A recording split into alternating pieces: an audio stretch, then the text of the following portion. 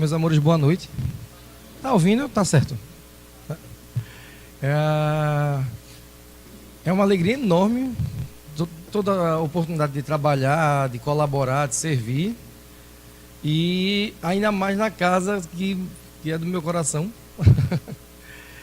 E hoje, dia 2 de novembro, né, o dia que na Sociedade Espírita de Paris, uma vez eu li, que Kardec, Amélie Boudet e os primeiros espíritas comemoravam o dia dos mortos. Eu achava estranho quando eu lia isso, mas depois, em obras póstumas, ela cita isso, na Revista Espírita. Kardec e Amélie Boudet, eles, no dia 2 de novembro, eles não comemoravam apenas o dia dos mortos, mas eles faziam sessões para o público, com palestra, com estudo e com a prática da mediunidade, para mostrar que a vida continua. Era o trabalho consolador da doutrina espírita, não é isso? E hoje, como faz diferença para a gente, né? Ter esse conhecimento hoje. Hoje, dia 2 de novembro, eu fico muito feliz também de ver no dia, começando o feriado, né? E tanta gente aqui hoje. E para a gente estudar um tema que não vai ser muito, não é muito simples. Desculpa, eu já vou começar avisando. Talvez vocês saiam com muitas dúvidas, tá? Às vezes eu venho falar na quarta-feira que vem na reunião pública, a gente vai falar sobre educação dos sentimentos. Um tema também mais evangélico, mais aplicado à prática do dia a dia e é muito mais acessível. Mas esses temas que a gente vem trazer extra, né, nos estudos, é para isso mesmo, para a gente instigar os questionamentos, perguntar, levar dúvida para casa, até 2 horas da manhã estudando, né? Assim, né? O grupo de estudo é para isso mesmo, graças a Deus. E hoje a gente vai discutir sobre morte cefálica e experiências de quase morte. Esse tema, quando eu falei a primeira vez, foi por orientação espiritual, porque os espíritos diziam que a gente devia divulgar mais esses temas, principalmente porque nós espíritas, mesmo com conhecimento da vida além do corpo, da sobrevivência do espírito, nós chegamos muito à casa espírita e muitos trabalhadores espíritas, muitos estudantes da doutrina, nós ainda chegamos com muita dificuldade de entender o conceito de morte cefálica e as experiências de quase morte. E quando essas situações ocorrem na nossa família, a gente não sabe às vezes como se posicionar. E no dia a dia, como espírita, não só esse tema, mas vários outros, nós somos chamados às vezes a opinar também. Às vezes as pessoas nem gostam muito de espiritismo, porque são de outras religiões, nem falam muito sobre isso, não gostam nem de ouvir muito falar, nem acreditam muito. Mas no dia que tem um problema relacionado a alguma coisa, que eles acham que o espiritismo pode colaborar, eles perguntam assim, né, Vânia, o que tu acha? Olha, nesse caso, que vovô está assim, que titia está assim, o que será que está acontecendo com o espírito? Para vocês que acreditam nisso, né? E a gente fala, enfim. Então a orientação espiritual era essa, que a gente divulgasse esse tema. E morte cefálica e experiência de quase morte. Eu vou começar falando um pouco sobre a atualidade do conceito de morte, tá? O conceito de vida, para várias religiões, o conceito de vida era quando Deus cria o indivíduo, cria o ser, na imagem da criação judaica, do Pentateuco, e também de outras religiões, da Mesopotâmia e dos babilônicos. Deus cria os corpos do barro e insufla o espírito, o pneuma, a alma. E o sopro divino é a vida. Então, por muitos anos, inclusive no Ocidente, se acreditava que a vida começava quando, ao nascer, nós tínhamos a primeira inspiração, que era o choro da criança. Se a criança nascer sem chorar, a gente já fica angustiado.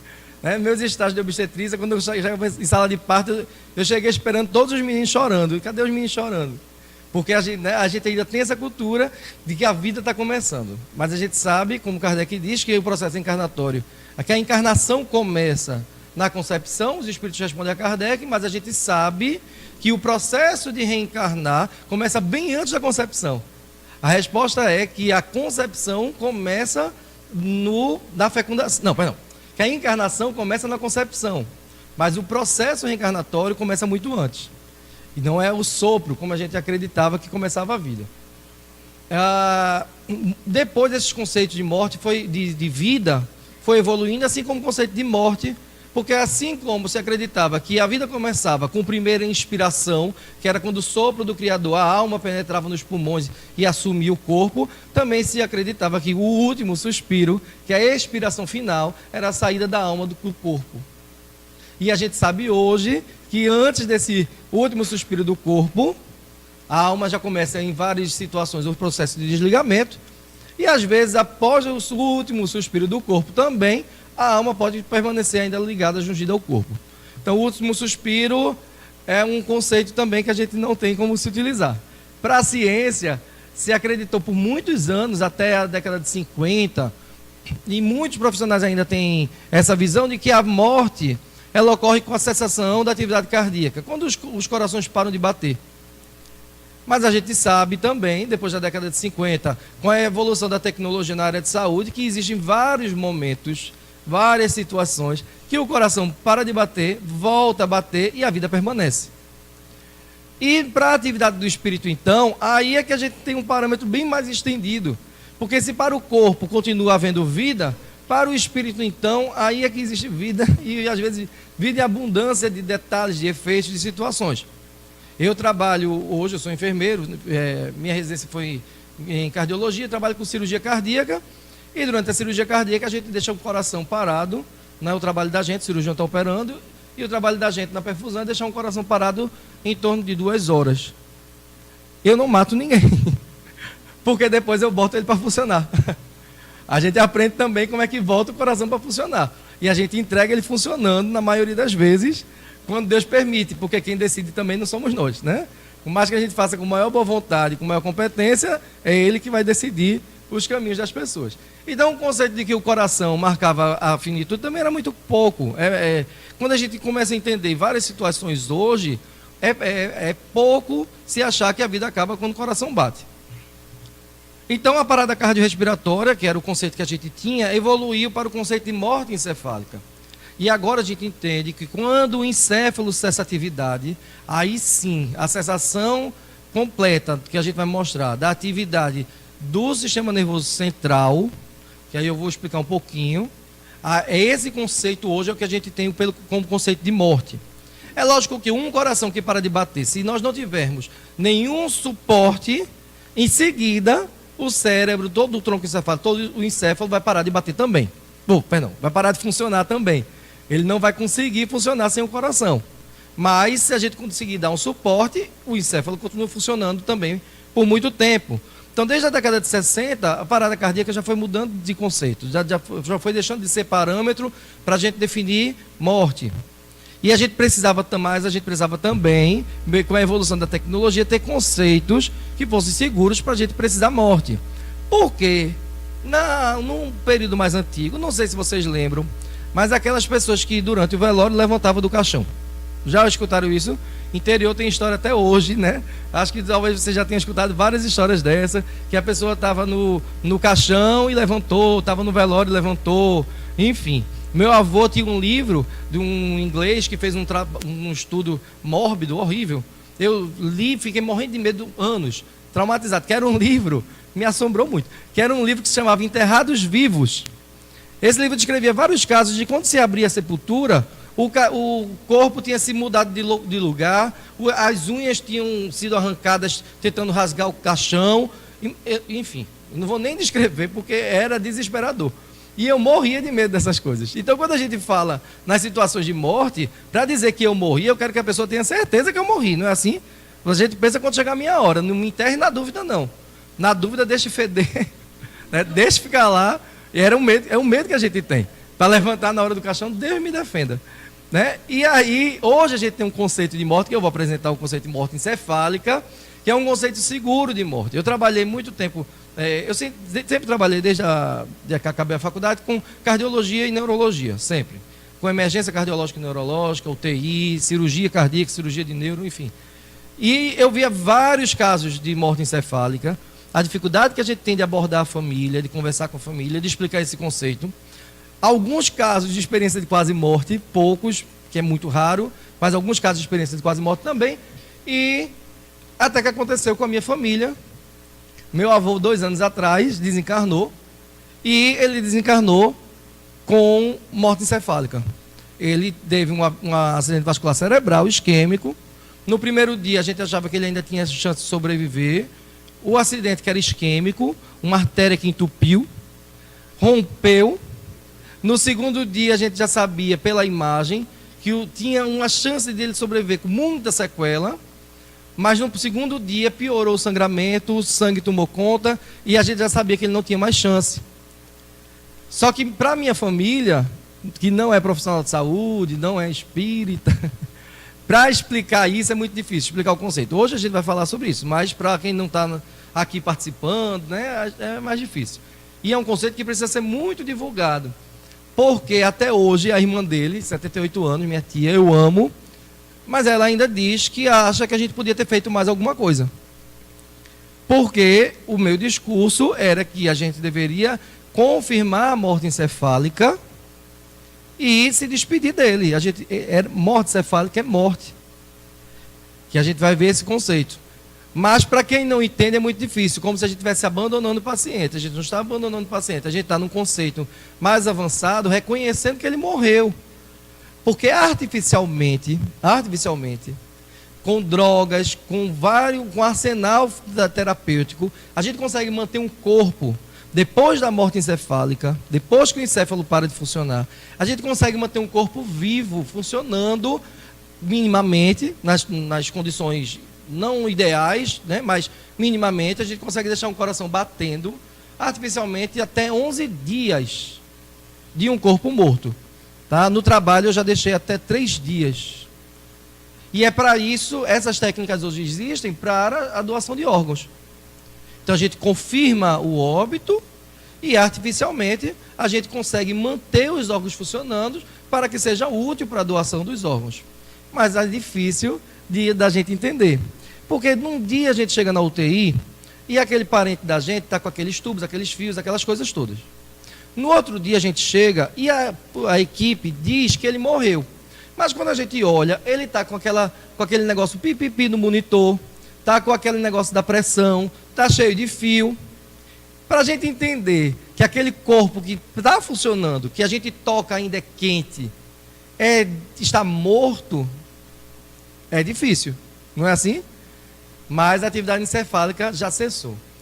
Então, o conceito de morte encefálica, um comitê foi organizado no fim da década de 60, foi uma iniciativa da OMS, da Escola de Medicina de Harvard, e para discutir esse conceito. Então eles começaram a criar alguns conceitos. Primeiro, a necessidade de identificar o momento da morte, de um momento que a gente fala com a família. Segundo, identificar pessoas mortas de quem órgãos vitais poderiam ser obtidos de maneira ética para transplantes.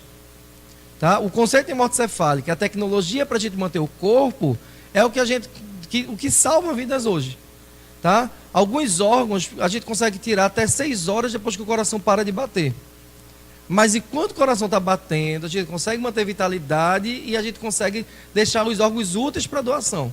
Porque a gente tem salvado vidas assim, enfim, sem número. Para a gente ter noção, um doador de órgão hoje, se a equipe de profissionais de saúde consegue manter aqueles órgãos funcionando, pelo menos 7 pessoas a gente consegue favorecer. 7.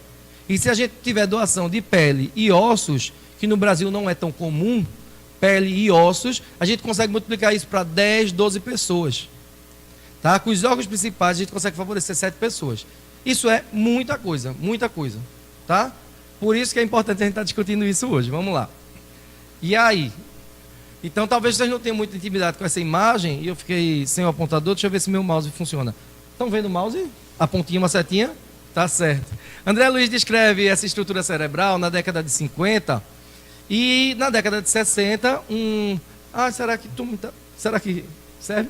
E na década de 60, no final da década de 60, um outro cientista chamado MacLean desenvolve uma teoria para explicar essa organização que a gente tem aqui. Então, no sistema nervoso central, nós temos uma organização aqui mais inferior, mesencéfalo, ponte, bulbo, cerebelo, tá? Essa questão de anatomia é detalhe, mas enfim. Mas eu vou explicar por que eu estou mostrando isso, tá certo? Então, vamos lá. Essa região mais inferior, ela está relacionada às funções vitais. É aqui que se controla frequência respiratória.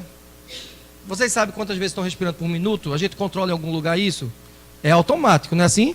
Se a gente faz uma atividade extenuante, aumenta a frequência. Né? E se a gente relaxa e dorme, diminui a frequência. Esses processos são regulados aqui, sem necessidade da consciência do indivíduo. Tá? Aqui está relacionado ao equilíbrio, movimento, ao controle dos níveis pressóricos, da perfusão do sangue. Então, várias funções que nós chamamos de funções vitais, tá? Que em algumas referências a gente vai ver como funções que a gente chama de vegetativas. Tá? Essas funções estão reguladas aqui. O segundo nível dessa casa mental, como o André Luiz chama, esse segundo nível é o nível do hipotálamo, do sistema límbico, que é o núcleo dos núcleos da base. Esse segundo nível aqui, até essa região que a gente chama de corpo caloso, que é onde liga os dois lados do cérebro, enfim, do encéfalo, essa região está relacionada aos sentimentos, às emoções, os instintos, as reações. Tá? Então, o medo, a raiva, o amor, tá? O que uma mãe sente quando olha uma criança. Sabe aquelas coisas que a gente não consegue nem explicar? Que a gente está ansioso, não sabe nem porquê. Não é assim? Então, nessa região, inclusive no estudo da mediunidade hoje, a gente sabe que está muito relacionado a essa região aqui, tá? A pineal fica aqui. E o sistema límbico, então, ele está relacionado a esses sentimentos que ainda não é uma vida racional. Então, quando a gente tem medo, esses instintos, a gente nem sempre racionaliza. Né? Às vezes a gente tem respostas, né? Tem sensações que a gente não sabe por que sente, mas nós, os animais mais superiores, seriam mais fisiologicamente mais desenvolvidos, nós temos essa outra camada aqui, tá? Esse miojo complexo, parece um macarrão, né? Uma coisa, que é o nosso córtex cerebral. Aí esse terceiro nível do córtex cerebral, ele está responsável pelas funções que nós fazemos consciente. Então, o nosso consciente, as regiões do giro pré-frontal, relacionada à fala, aqui atrás está a visão, o lobo occipital, então fala, coordenação motora fina, enfim, todas as tarefas que a gente precisa elaborar, pensar, refletir, elas são todas coordenadas aqui. Isso eu estou mostrando por quê? Vamos lá, por que eu estou mostrando isso? Primeiro, porque quando a gente diz que o paciente tem morte encefálica, isso aqui a gente tem certeza, esse córtex ele não funciona mais. Artificialmente, a gente pode ter até uma atividadezinha aqui, ainda não é morte. Isso aqui não pode funcionar, nenhuma dessas atividades. E quem vai controlar a frequência respiratória? Quem vai controlar o coração batendo? A gente tem drogas e equipamentos para fazer tudo isso. Porque esse sistema nervoso complexo não vai funcionar. Por que que nós espíritas e os profissionais de saúde espíritas em particular, a gente divulga muito isso, nós somos contra o abortamento do anencéfalo. Porque o anencéfalo, às vezes, ele não tem o córtex cerebral, mas o tronco está funcionando, o que garante uma vida que não é a vida elaborada, complexa, mas garante. No coma, quando a gente tem uma pessoa em coma na família que está no hospital em coma, a atividade do córtex, da maioria das vezes, está suprimida. Não tem atividade do córtex.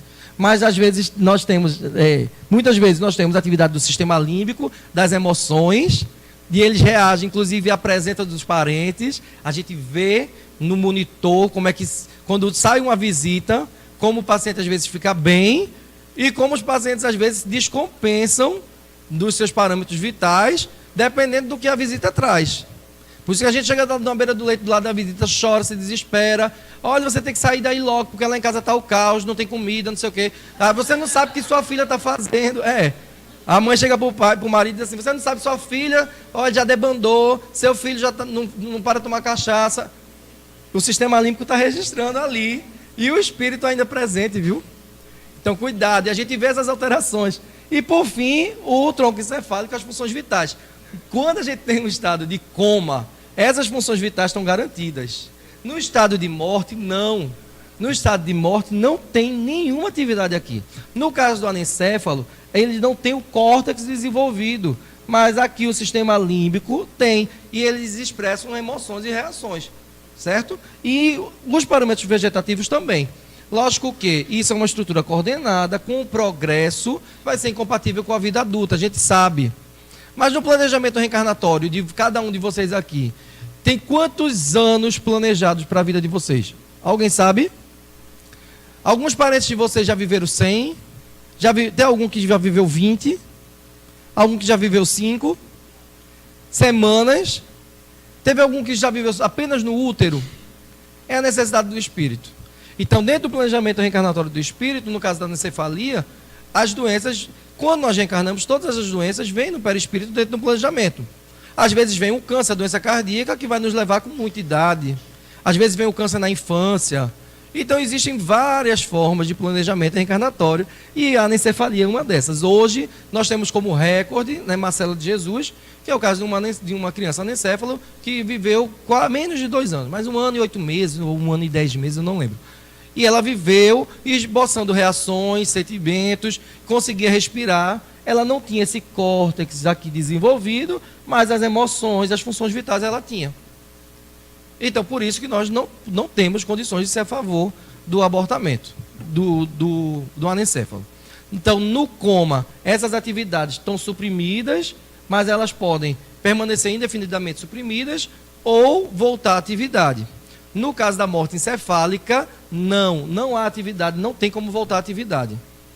Ele volta do coma, tá? Morte encefálica, não. Parada cardíaca, a gente retorna o paciente parada cardíaca, sim. Mas da morte encefálica, não. Por isso que o conceito de morte encefálica, morte hoje morte encefálica é o conceito de morte. Então nós temos na morte encefálica a ausência de responsividade cerebral, todos os nervos que nós testamos, para a gente ter noção, para a gente ouvir, ver, mexer os olhos, a língua, todas as atividades que a gente tem dos sentidos, nós temos 12 pares de nervos cranianos que são responsáveis. Quando a gente vai suspeitar que o paciente tem morte encefálica, a gente tem que testar nervo por nervo, ele não pode esboçar nenhuma resposta. Não pode ter movimentos induzidos ou espontâneos, ausência de respiração, ele não tem nenhum esforço respiratório, nenhuma tiragem intercostal que a gente chama de movimento, nada. Reflexo do tronco cefálico e tendinoso profundo não pode ter, então ele não consegue segurar a pressão sozinho, né? Ele vai cair a pressão, o coração vai parar. A gente tem que excluir, por exemplo, hipotermia, drogas, tá? Porque existem drogas que suprimem essas atividades, então, inclusive drogas que nós utilizamos, por exemplo, como anestésicos. Então eu não posso dizer que um paciente que eu usei um anestésico, eu não posso dizer que ele está em morte cerebral, porque eu sei a causa desses reflexos estarem abolidos. Não é assim? Se eu sei por que ele está assim, se eu tirar ou reverter a causa, que é o que a gente faz diariamente, milhares de vezes no mundo, numa anestesia geral, a gente inibe vários reflexos, tá? E os exames duram mais ou menos 24 horas aí. Então, vamos lá. Oi. Então, os exames, além dos exames clínicos, a gente tem os exames de imagem. Porque às vezes as pessoas diziam assim, porque se chegar no hospital, a pessoa quer tirar os órgãos e vai deixar morrer. Já escutaram isso? Porque em 1997 saiu a primeira legislação sobre transplante no Brasil, e que dizia o seguinte, que se você não tivesse na carteira que não era doador, você presumivelmente seria doador. Isso foi uma grande polêmica, uma discussão, eu era muito novinho na época, mas eu morria de medo disso, porque eu nem identidade tinha. Então, você tinha que ter identidade ou habilitação e tinha que dizer que não era doador. E isso foi pior, porque as pessoas correram para colocar nos documentos que não eram doadores. As pessoas nem estavam entendendo o que estava acontecendo. As pessoas tinham medo, diziam o seguinte, se eu chegar no hospital, cheguei no HR, cheguei num canto, né, assim, o SAMU levou. Se eu tiver mais ou menos, e na carteira não tiver dizendo que eu não vou doar, vai deixar morrer, já vai tirar tudo e pronto. Né? Ninguém vai querer me salvar porque eu não sou doador. Então as pessoas ficaram com medo, foi pior. Foi muito pior a legislação. A legislação veio com uma tentativa de disciplinar, mas foi pior. Aí em 2001, com muita discussão, muita pressão social, aboliram o conceito de doação presumível e saiu da carteira. Não precisa mais estar na carteira de ninguém. Talvez alguém tenha a carteira antiga que ainda tenha doador, não doador, mas não precisa. E hoje o que a gente estimula é que a gente converse com a família, que as famílias saibam e as famílias decidam. Tá? Porque quem vai decidir no final é a família. Então hoje quem decide é a família, tem uma legislação que envolve isso, a gente aborda a família e aí a decisão é assim. Eu já coloquei no Facebook, no mundo inteiro, todo mundo sabe, doe. Pode doar tudo, só não doe minha cara para ficar por aí, enfim. Mas o resto, né? Minha cara para virar fotos, deixa as fotos. Mas o resto, o que der para doar, cabelo, não sei se eu vou desencarnar com cabelo ainda, mas o que tiver que se aproveite, pode doar. Eu, espírito, eu vou agradecer muito o corpo que me aguentou muitos anos, porque eu dou muito trabalho para esse meu corpo. Vou agradecer muito, mas depois eu quero que ele, enfim, volte para o fluido cósmico universal, o fluido vital, se despeça na natureza, continue lá animando outros corpos, essa matéria, e eu quero estar bem longe, eu não quero estar pegado a corpo, não. Eu não quero, não. A gente ainda tem muito apego ao corpo, essas coisas, enfim, eu não quero deixar o corpo nem tão cedo. Porque já que eu estou aqui, né? Então eu também não quero deixar. Se disser assim, você quer ir agora? Eu disse, não, Deus me livre, porque a gente tem compromisso, a gente tem muita coisa para aprender e para fazer, a gente tem um planejamento. Né? A gente é espírita, mas não é leviano dizer assim, eu vou a qualquer hora. E os vínculos que a gente tem, os amores, não é assim? A gente se despede assim, tudo super fácil. Se eu dissesse assim, tem uma oportunidade de emprego na Europa, vamos agora. Vocês deixam filho, marido, casa, todo mundo e vai assim? Não. Imagine para ir para outro plano. Né? Que não tem nem WhatsApp, nem Facebook para a gente se comunicar. Não tem Skype, né? Para a gente fazer uma videoconferência. Enfim. Então, se despedir das pessoas é difícil, eu sei. E reencarnar também é difícil. Sabendo como voltar à Terra também é difícil. E receber um corpo novo é difícil. Eu vou ser leviano e dizer assim, posso ir? Não. Eu tenho que ser espírita e dizer assim, Deus, eu confio em Deus, na espiritualidade. E eu quero que seja feito o que for melhor. Eles sabem o momento do planejamento. No dia que chegar, eu vou agradecer o tempo que eu tive e vou. Não é assim? Mas dizer que eu já quero ir agora, não quero não. Tá? Eu vou até os 130, já disse aí, todo mundo sabe, tá certo? Todo mundo sabe, eu acho que eu ainda vou enterrar mais da metade aqui. Não tenho a menor pressa e todos me recebam lá, tá certo? Me procurem nos umbrais, enfim. Né? Não me deixe por aí, não. Então, a gente, além do exame clínico, para a gente confirmar a morte, nós temos os exames de imagem. Precisa dos exames. Então, a gente tem um protocolo registrado com mais de um profissional. Então, hoje, nós temos que ter um profissional médico fazendo o primeiro exame, no mínimo 6 horas, para outro fazer o exame. Desses dois, um deles tem que ser neurologista ou neurocirurgião. E depois, ainda tem que ter ainda tem a oportunidade. Se a família quiser escolher, eleger um médico para fazer um terceiro exame, você ainda pode indicar um terceiro profissional. E além disso, ainda tem que ter um dos exames que eu vou mostrar para confirmar que não tem nenhuma atividade do tronco encefálico para cima. Então, para a gente ver como o protocolo hoje é muito bem feito, muito bem registrado. Eu já fiz diversos testes, já participei de diversos testes, vi isso muitas vezes e eu sei da seriedade que é feito hoje, tá certo? Aqui no Brasil. Na realidade, fora eu não sei, mas eu acredito que seja muito parecido. Então, um dos exemplos do eletroencefalograma, ele registra a atividade cerebral. Isso aqui é quem está vivo ainda. E esse aqui é um paciente em coma, ele não está nem pensando aí em muita atividade, não, ele está em coma. Olha a diferença do paciente em coma para a atividade aqui. A gente vê algum registro aqui? Nada. As linhas aqui marcadas, linha reta, sem atividade. Aqui está captando as ondas cerebrais. Aqui nada. Então esse é um dos exames. Angiografia cerebral, a gente faz muito pouco, é um exame caro, difícil, não vale muito a pena não. Mas a angiografia cerebral, olha aqui, a gente joga o fluxo de sangue, um contraste na artéria por via femoral, a gente joga na carótida, na artéria vertebral, as artérias do pescoço, e o sangue sobe. Olha como tem vaso sanguíneo aqui para todo o cérebro levando sangue, tá vendo? Porque está em atividade, está chegando sangue, tudo. Olha aqui, o stop, tem uma parada aqui, ó, o sangue vem até aqui, para cá, para o córtex, ó, não tem nada. Porque aqui morreu. Não tem mais atividade, não tem mais perfusão, não tem mais nada aqui. Tá? É um exame bem mais caro, mas pode ser feito, mas hoje a gente não usa muito não. O Doppler transcraniano, que é o mais fácil de fazer do leito. O médico vai com o ultrassom e ele tem vários pontos que ele tem que registrar e ele vai avaliar a atividade, ó, o fluxo sanguíneo e a atividade cerebral. Olha que diferença. Tá? Então os testes são super seguros, os protocolos são muito bem elaborados. A gente tem que registrar, ó, de acordo com o Conselho Federal de Medicina, como é registrado, a causa, tá? Se a gente excluiu que o paciente não estava em uso de drogas, de hipotermia. O exame tem um prazo, acima de 2 anos, tem que fazer os exames de cada 6 em 6 horas. Todos os testes, cada teste desse é um grupo de nervos, tá? De nervos cranianos que a gente está avaliando. Então, todos esses exames aqui, todos os testes, tem que dizer que ele não tem resposta Se ele não tiver resposta no primeiro teste, passa para o segundo depois de 6 horas, para depois de 6 horas fazer o exame de imagem. Então, tá aí. Primeiro exame, quem foi que fez? O médico assina, todo mundo assina. Segundo exame, quem foi que fez? Certo? Qual foi o exame complementar? Assina quem fez o exame complementar.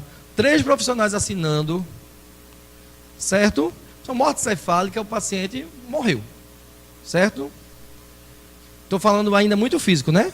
Vamos mais para frente. Eu estou chegando no espírito, tá? Daqui a pouco, vamos lá. Cheguei. Então, cheguei no espírito, vamos lá. A questão do espírito, o primeiro, livro dos espíritos, tá? Toda vez que eu vou estudar alguma coisa, eu começo por Kardec, porque é a referência, enfim, mais segura, tá? É o que me orienta o pensamento. Na questão 154, Kardec, e principalmente porque Kardec era um bom perguntador. Sobre esse tema, talvez a gente não tenha nem as perguntas, a gente sabe nem o que perguntar, não é assim? Eu estou falando várias coisas aqui, que pode ser nova para alguém, mas talvez que a gente não soubesse nem perguntar, e Kardec era um bom perguntador. Por isso que ele tinha as melhores respostas, porque ele era um gênio na pergunta. E ele pergunta, então, é dolorosa a separação da alma e do corpo? Que é uma coisa que todo mundo tem esse medo, quando chegar a minha hora, como vai ser, não é assim?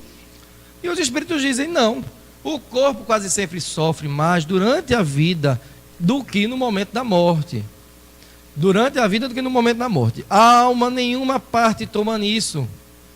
Os sofrimentos que algumas vezes se experimentam no instante da morte são um gozo para o espírito. Ou seja, a gente vê as angústias do corpo, mas muitos espíritos já estão muito mais tranquilos, mais em paz, sofrendo menos a influência do corpo. Que vê chegar o termo do seu exílio. Na morte natural, a que sobrevém pelo esgotamento dos órgãos, Kardec comenta, em consequência da idade e do adoecimento também, o homem deixa a vida sem o perceber. É uma lâmpada que se apaga por falta de óleo. O que seria esse óleo? O fluido vital. Porque na codificação também a gente aprende que o fluido vital, nós reencarnamos com uma cota de fluido. E dentro do nosso planejamento a gente tem um momento. E ele deixa o conceito de morte natural, que para nós espíritas, morte natural é aquela que está dentro do planejamento. Existe uma morte sobrenatural? Não. Não é que existe uma morte sobrenatural. Mas, em vários momentos, nós podemos antecipar a nossa morte. Como é que nós podemos antecipar a nossa morte? Ou acabando com o corpo, com mau uso, ou então por muito mérito. Por muito mérito, a gente concluiu muito cedo tudo o que tinha para fazer. Como o André Luiz diz, nós fomos espíritos completistas, muito precocemente, e por mérito, você ganhou uma viagem de volta para nosso lar. Olha que alegria.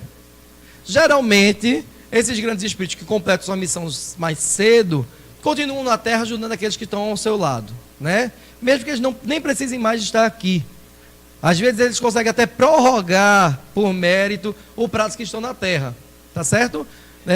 Num livro, Reportagem de Além Túmulo, de Humberto de Campos, ele tem uma passagem de um espírita que passou a vida inteira tentando trazer a mulher para a casa espírita e os três filhos. Um filho era um homem e 2 mulheres. A mulher era muito leviana, muito fútil, vivia nas festas da sociedade, vivia nos chás de beneficência, nas festas, enfim. Tudo tinha uma festa, tudo tinha um porquê, gostava muito de passear, enfim. Criou as filhas para que elas fossem umas grandes damas também, se portassem como ladies, né? E conseguissem um bom partido, um bom marido. Toda a educação dela foi para isso, para que elas tivessem condições de casar com alguém da alta sociedade. E ela dizia, não case com um traste feito de seu pai. Arrume alguém que presta, né? Para não passar o que eu passo. Apesar de que esse trabalhador espírita trabalhava com todas as horas possíveis, um trabalho extenuante, no escritório, dava hora extra, fazia tudo para que nada faltasse. Mas aos luxos da mulher, né, aos olhos que viam o luxo e viam, enfim, né, essa beleza material, talvez não chegasse a suprir suas necessidades. E o filho também teve esse mesmo destino. O filho se tornou muito leviano, muito cedo no álcool, porque o homem pode fazer isso, o homem pode fazer aquilo, não tem essas criações antigas, né? Que o homem pode tudo, que a mulher tem que ser criada, enfim. Mas os valores morais e espirituais que ele tentava passar, nenhum ouviu. Por quê? O chamamento da matéria da viciação, esse chamamento desses costumes mais atrasados, eles são muito agradáveis para nós espíritos em provas e expiações, que temos um passado para corrigir. E a mãe encaminhando os filhos desse jeito, então eles preferiram muitas vezes, a maioria, eles preferiram a conduta da mãe do que a do pai. E o pai, aos 51 anos de idade, muito cansado, chega na casa espírita, que ele só ia escondido uma vez por semana, porque ele não podia estar mais na casa espírita, por culpa da família, enfim. E ele chega a fazer uma prece sentida, e ele diz assim: meu Deus, eu não sei o que fazer, minha família afunda. Eu vejo o declínio moral da minha mulher, minhas filhas se encaminhando para a futilidade, para a extravagância, meu filho tomando um mau caminho na vida, e eu não sei mais o que fazer, não sei mais o que fazer por eles. Me ajuda, Senhor, me ajuda a ajudar minha família. O guia espiritual dele do lado, os responsáveis pela casa espírita junto, se reuniram todos e disseram assim: vamos ajudar. Ele merece. Ele perseverou, já faz mais de 30 anos que ele está aqui, a gente vai ajudar. 3 dias depois ele teve uma grande febre, um mal súbito e desencarnou. Foi a ajuda dos céus, a ajuda veio, ele não pediu? Nem sempre o céu vai atender a gente da forma que a gente deseja, não é assim? Mas os espíritos acreditaram ser a melhor forma. Com o desenrolar da história, o que aconteceu? A família começou a passar por privações. A vida de luxo acabou. O filho mais jovem, que não queria estudar nem trabalhar, o filho mais velho, que já tinha passado dos 25, quase 30 anos, teve que começar a trabalhar. A mãe teve que aprender a costurar e começar a costurar para fora e empregar as próprias filhas.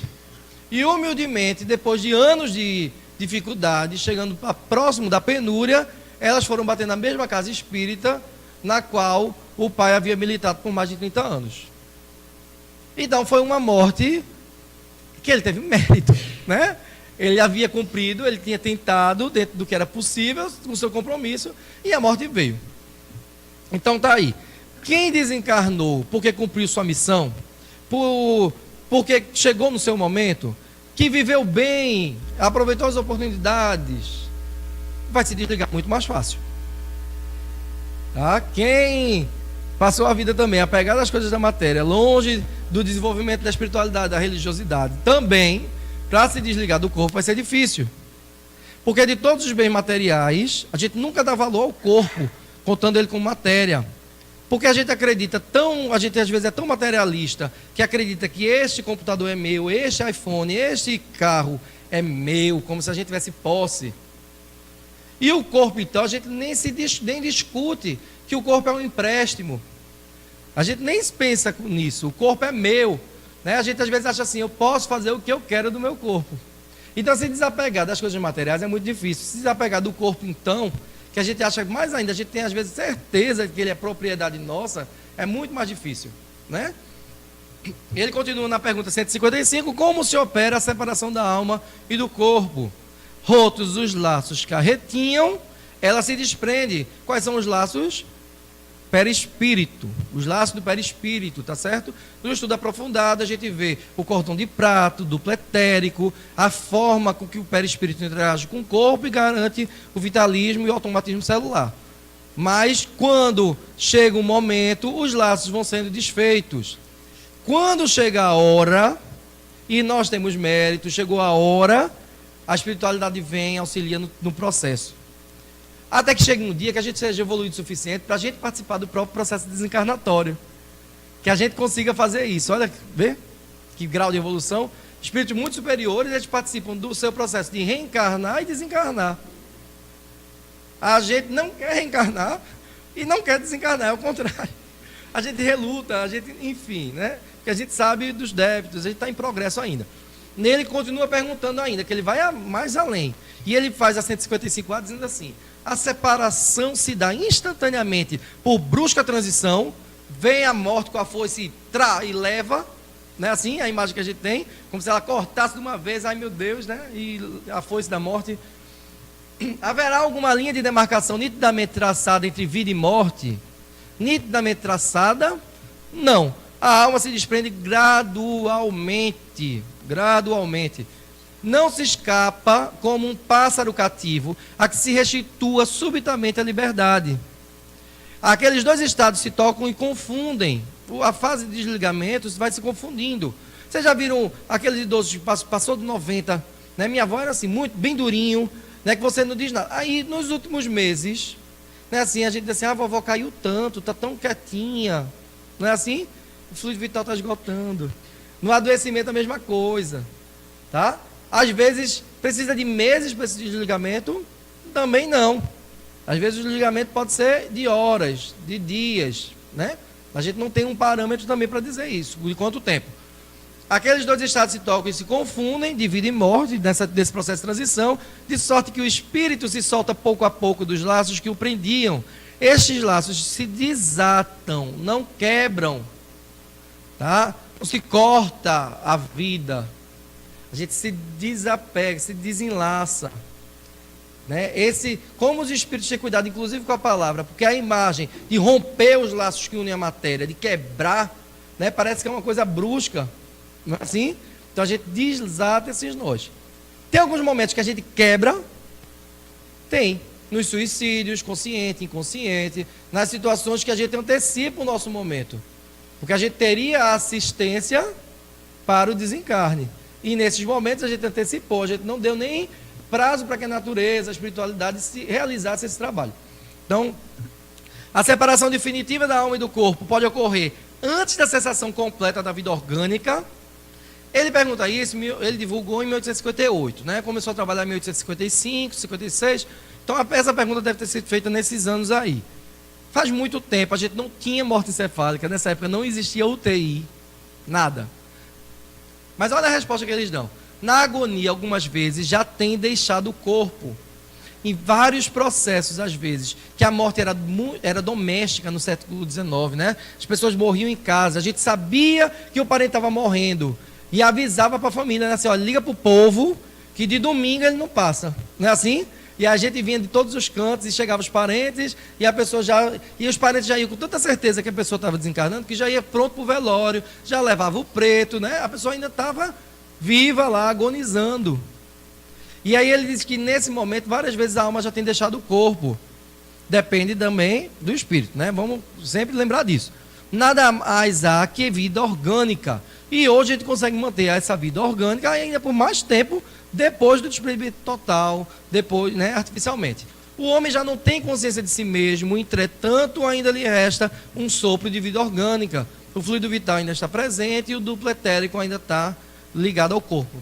O corpo é a máquina que o coração põe em movimento. Existe enquanto o coração faz circular nas veias o sangue para o que não necessita da alma. O corpo é a máquina que o coração põe em movimento. E por que eu falei tanto no início que o coração não era o órgão mais importante para a gente definir morte? Vamos lá. O conceito de morte está aqui, não é assim? Morte encefálica, que foi o que eu comecei falando. Mas para o corpo ter algo de vitalidade, o coração tem que estar batendo. O coração parou de bater.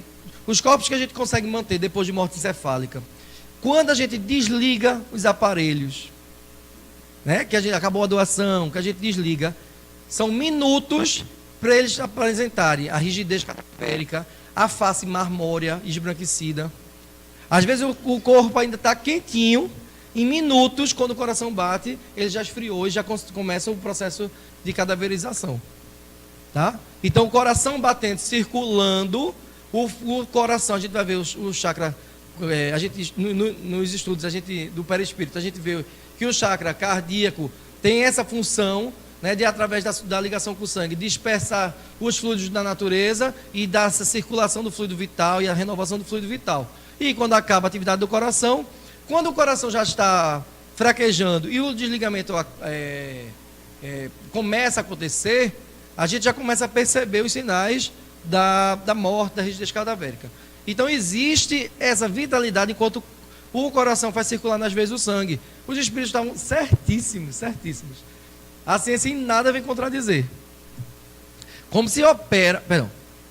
Em A Gênesis ele diz, por ser exclusivamente material, o corpo sofre as vicissitudes da matéria. Então é lei, destruição é lei. E a gente vai desagregar, inclusive porque o nosso próprio corpo físico, no nosso código genético, há uma programação para a nossa decomposição. para que a matéria volte à natureza, para a gente entender como é perfeito, de uma concepção de duas células simples, que o espermatozoide é a coisa mais simples de maquinário celular, ele é super simples, tá? Nem se compara de longe a um neurônio, e junto com o óvulo, que é uma célula gigante, cheia de nutrientes, também uma célula bobona, que não tem nada de muito complexo, não tem nada de complexidade o óvulo. O espermatozoide também é meio bobão, não tem muitas organelas, muita complexidade. Duas células super simples se juntam e de uma só tem a programação para toda a complexidade dos trilhões de células e de todos os tecidos do corpo. Como isso, além disso, no código genético ainda está o imprint, ainda está a marca das doenças, das potencialidades do nosso desenvolvimento durante a vida, vários comportamentos, várias coisas, ainda vem os traços marcados, cumprindo um planejamento reencarnatório. Para a gente ver como o arquiteto que projetou isso, ele tem que ser extremamente soberano, tem que ser a inteligência suprema. Porque as inteligências, por mais que a gente se junte, os 7 bilhões, a gente está começando a entender agora a mensagem que ele traz no código genético. Imagine como ele projetou, como é que, enfim, né? É de admirar. A gente tem que render mais graças e louvar e acreditar e crer mais. Quanto mais ciência a gente tem. Então, ele diz que por ser material, a vicissitude, as necessidades da matéria vão conduzir o seu desenlace da matéria, enfim. E a gente tem, então, a programação até para isso. A nossa programação está para, de uma célula, a gente conseguir ser um feto, conseguir ser um adulto e envelhecer. Toda a programação está lá, inclusive para quando o espírito deixar o corpo, levando a inteligência, porque o espírito é o ser inteligente, o corpo, que é apenas matéria, se decomponha, dissipando não só o resto do fluido vital, mas dissipando também todos os átomos e as moléculas que integram o corpo durante toda a vida física. Então, toda a nossa programação celular, material, não é apenas para a concepção e a vida, mas também até o pós-morte. Até o destino do nosso corpo após a morte está programado. Não é lindo? Ele continua dizendo isso aqui, que o princípio vital, não mais encontrando elemento para a sua atividade, se extingue e o corpo morre. O espírito, para quem este carente de vida se torna inútil, deixa-o como se deixa uma casa em ruínas. Como se deixa uma casa em ruínas. Vai acabar, vai cair. A gente não tem mais como habitar aquela casa. Ou uma roupa imprestável. Por mais que a gente fique nos mulambos, feito Francisco de Assis, né, que ia até o fim, né, feito Chico Xavier, que usava aquele sapatinho até os dedos aparecer, mas tem um momento que ele não vai mais servir. Joana de Ângeles diz em Estudos Espíritas, um livro que eu gosto muito, eu gosto demais de Joana, amo. E ela diz assim, a morte é o veículo condutor. Olha como ela fala bonito da morte, ela fala tão simples. Ela fala assim, a morte é o veículo condutor encarregado de transferir a mecânica da vida de uma para outra vibração. Muito simples, né? A gente vibra na matéria, amanhã a gente vibra na vibração espiritual, como se fosse uma coisa, né, simples. Ela fala simples, né? No homem representa a libertação dos implementos orgânicos. Então todo o órgão, toda a matéria que nos limita também a potencialidade, porque a gente sabe que a matéria traz várias limitações e imposições para o espírito. A gente não tem a mesma consciência quanto a gente tem como ser integral, a gente não tem as mesmas potencialidades, a mesma liberdade de ir e vir, a gente não age sobre os fluidos da mesma forma, então a matéria nos limita. E ela diz que libertando dos implementos orgânicos, facultando ao espírito responsável pela aglutinação das moléculas constitutivas dos órgãos, a liberação fora da constrição restritiva do seu campo magnético.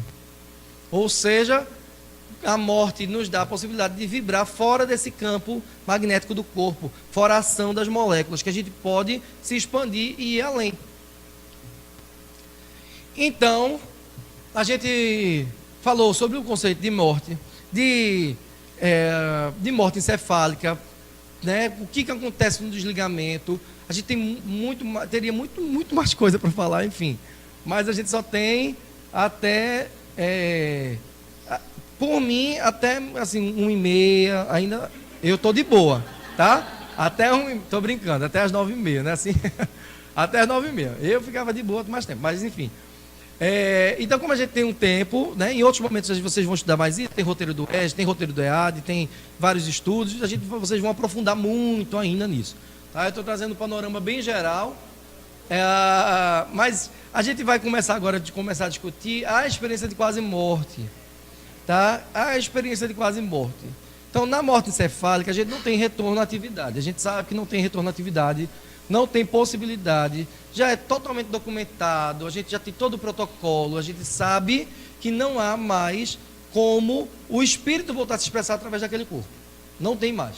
Tá? Aquele corpo foi veículo do espírito por uma encarnação inteira, que se completou na morte cefálica, e o espírito não vai mais voltar a se expressar por aquele corpo.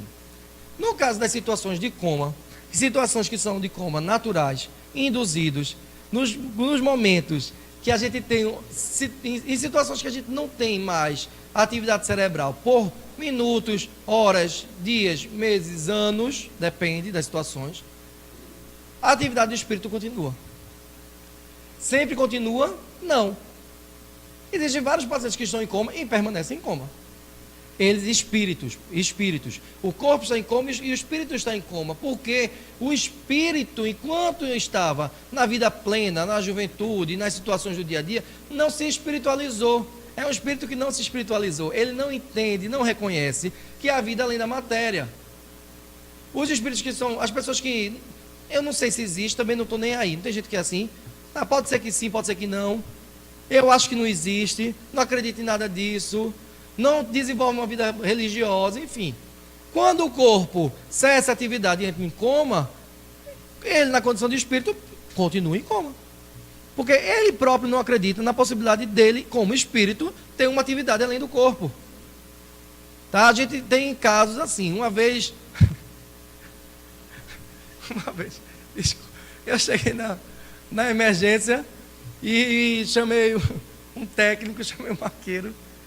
Minha gente, eu já disse, o paciente tinha ido a óbito, tinha falecido. E eu preparei o corpo com o técnico, a gente preparou o corpo, preparou tudo.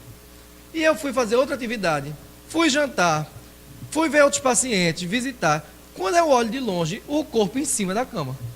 Eu disse, minha gente, eu não já disse para chamar um maqueiro para levar esse corpo. Aí a técnica olhou para minha cara, branca. Eu disse, meu Deus, o que foi? Eu não disse, fulano, por que não chamou o maqueiro do necrotério? A gente cheio de paciente para botar aí nesse leito, que é emergência lotada, né?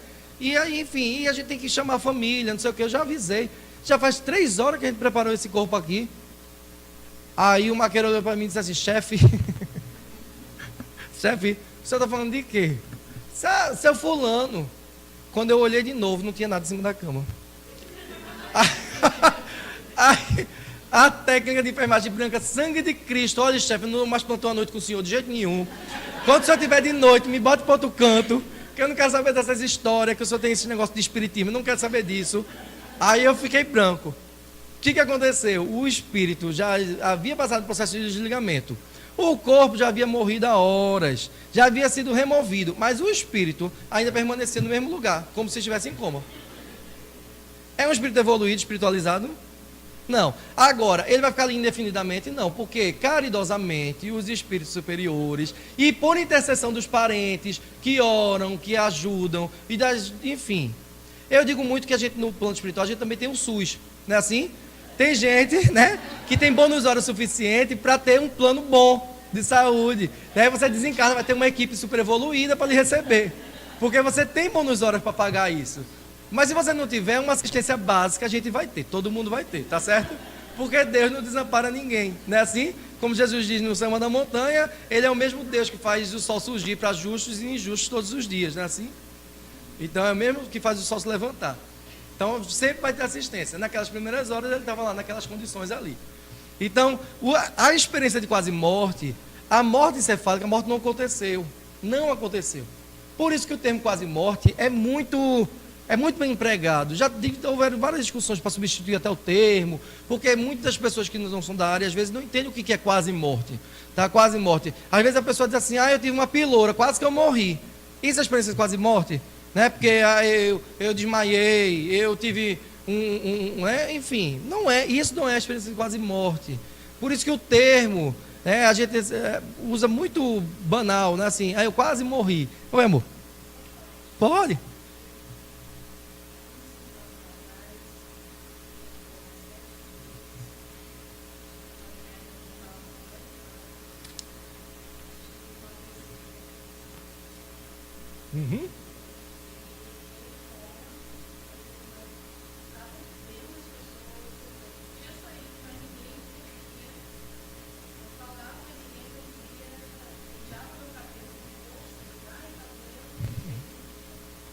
Tá, e essa lembrança veio logo em seguida ou depois dos 2 anos da amnésia? Lembra? Ah, consciente. Voltou consciência e depois o AVC. Tá, entendi. Uhum.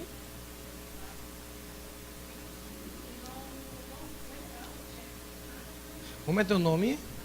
Márcia. Tá, eu vou decorar. Então, Márcia, pronto. A gente vou começar a falar de experiência de quase morte. E aí a gente já trouxe o caso, tá certo? Pra gente estudar. Porque eu vou citar outros casos aqui, mas aí Márcia já veio trazendo o caso dela. Márcia teve uma complicação no parto. Não é muito comum. Hoje não é tão comum, porque a gente tem uma assistência pré-natal boa, né? Mas mesmo assim. Isso. Mas mesmo assim, a gente, mesmo cuidando bem, pode acontecer. No caso da eclâmpsia, o paciente, a gestante, rebaixa o nível de consciência, precisa ser entubado e fica em coma um tempo, enfim. Então, Márcia passou por esse processo durante 7 dias. 7 dias com o diagnóstico de coma. Ela não teve morte cefálica. Está aqui, falando. Se fosse morte encefálica, morreu. Então, todo mundo está vendo Márcia aqui, né? Então, tá aí, Márcia, tá certo? Então, Então, tá todo mundo vendo Márcia. Márcia tá aí. Então, Márcia voltou. Não é assim? Márcia voltou. Márcia, nesses 7 dias, ela tem a lembrança de registros de fenômenos que aconteceram. Das pessoas interagindo com o corpo dela, no cuidado, no penteando cabelo, falando, ouvindo. E o corpo registrava aquilo, e a atividade do espírito era plena, né? Plena não, perdão. A atividade do espírito plena é o espírito liberto, consciente e evoluído. Porque mesmo assim, a gente ainda, mesmo liberto, a gente ainda tem limitação. Porque a liberdade está aqui na mente, né? Mas o espírito mais livre, né? Porque no estado do coma, ele conseguia registrar. E mesmo no processo de amnésia, que ela voltou do AVC com o processo de amnésia, ela consegue relatar esses casos. Então é a experiência de quase morte, tá? Típica. A gente vai explicar alguns fatores para definir o conceito de experiência de quase morte, tá? E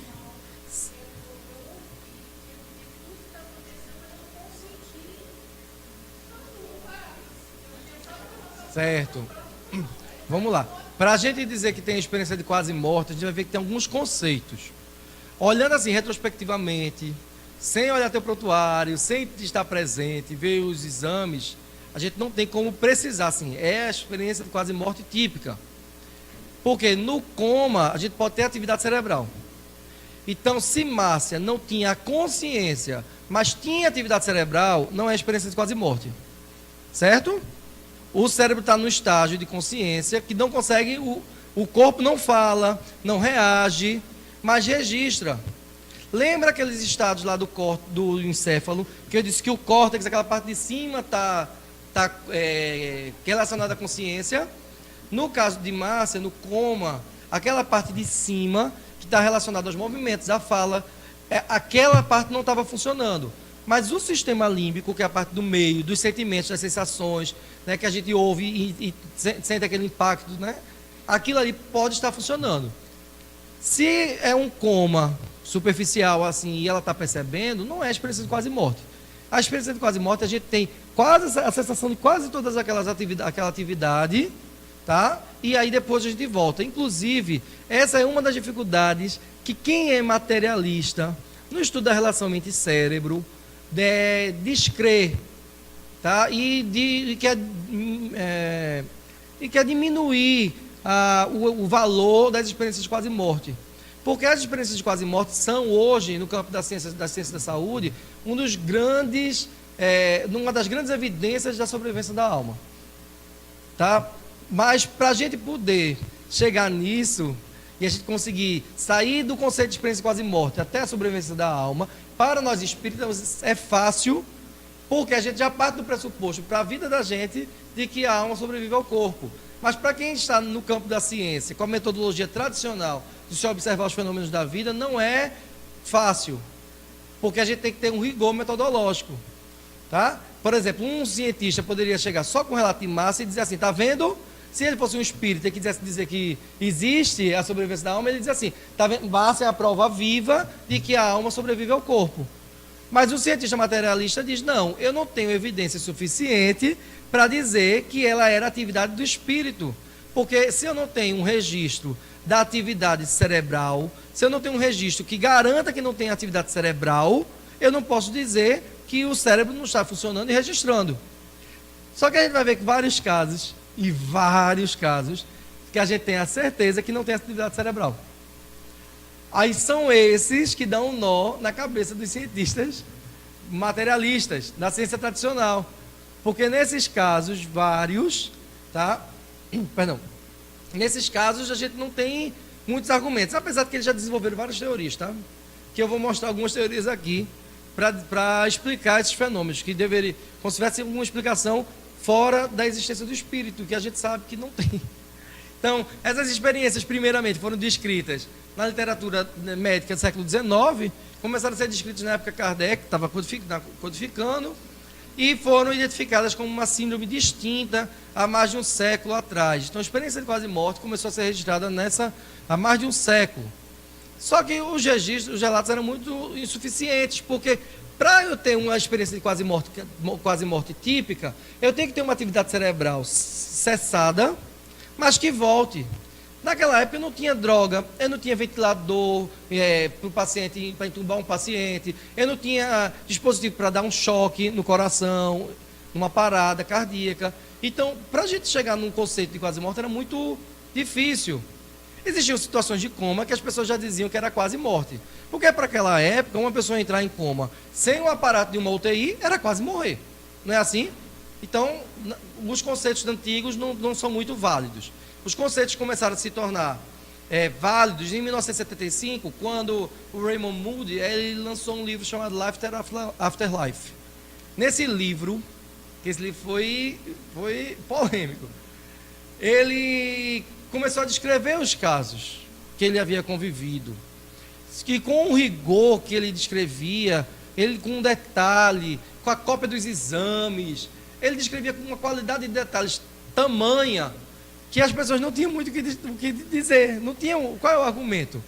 E aí as discussões vieram, porque quando chega uma nova verdade, do mesmo jeito que vem vários cientistas desprovidos de orgulho, né, que querem investigar seriamente, como Kardec perante as mesas girantes, né, que levou toda a seriedade moral e o compromisso moral que ele tinha para fazer aquela investigação, vários cientistas também foram estudar esses fenômenos dessa forma. Assim como outros também se levantaram para tentar derrubar aquilo ali, como se houvesse algo de misticismo, que aquilo ali não era científico.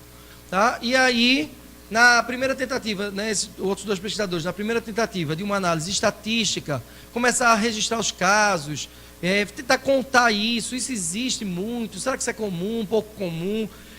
Eles começaram a perceber alguns fatores que aconteciam, que era muito incomum nos relatos de experiência de quase morte.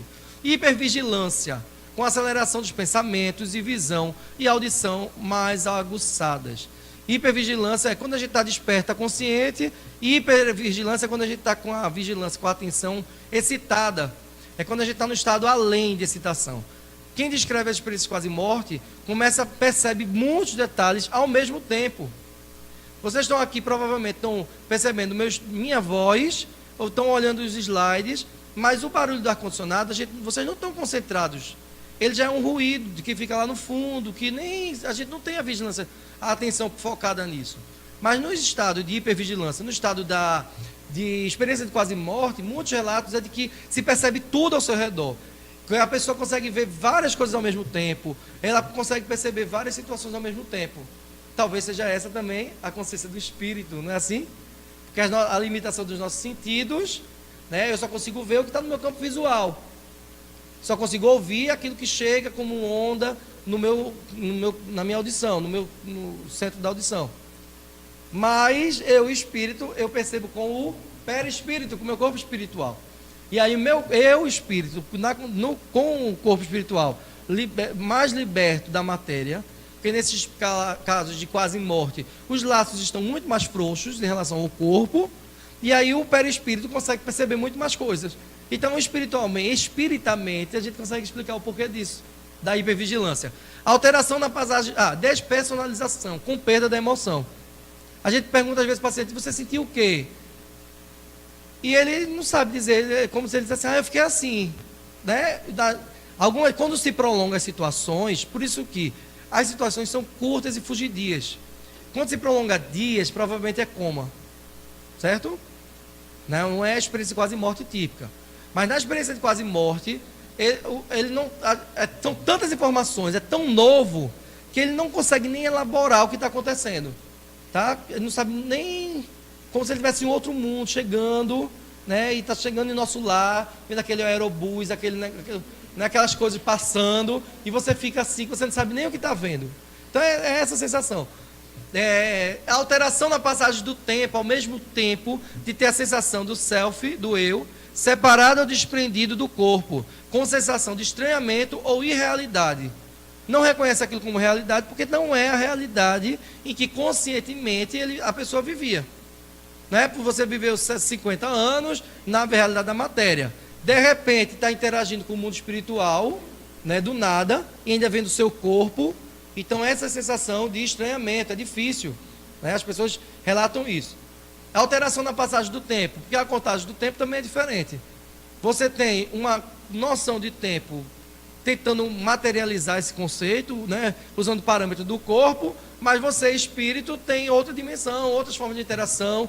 A gente entende que a palestra durou 1 hora, a aula durou 1 hora e meia, porque vai cansando o juiz, a gente já sabe o quanto cansa 1 hora. Não é assim?